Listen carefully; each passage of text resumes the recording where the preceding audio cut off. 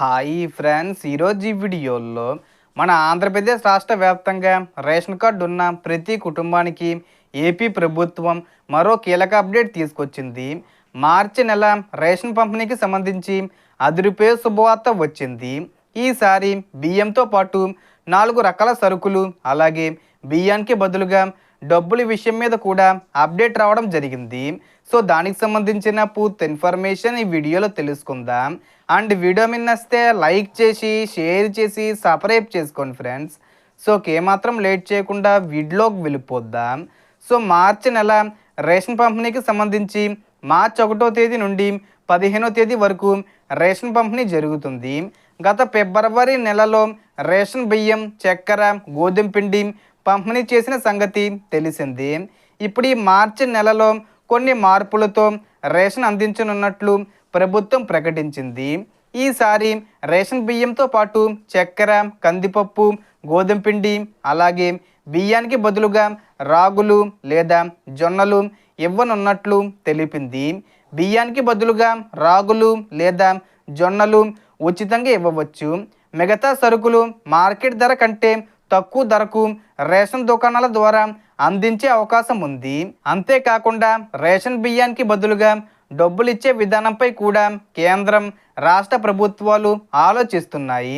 Ration బియ్యాన్ని కొంతమంది విక్రయించడం వల్ల అక్రమాలు పెరుగుతున్నాయని ప్రభుత్వం కిలోకు సుమారు 40 రూపాయల వరకు ఖర్చు చేస్తే బయట మార్కెట్లో తక్కువ ధరకు అమ్మబడుతుందని భావించి ఈ లీకేజీలను అరికట్టడానికి డైరెక్ట్ క్యాష్ ట్రాన్స్ఫర్ విధానాన్ని మార్చి లేదా ఏప్రిల్ నుంచి అమలు చేసే అవకాశం ఉందని సమాచారం.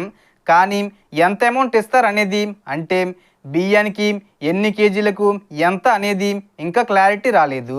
అయితే దీనిపై తుది నిర్ణయం రావాల్సి ఉంది.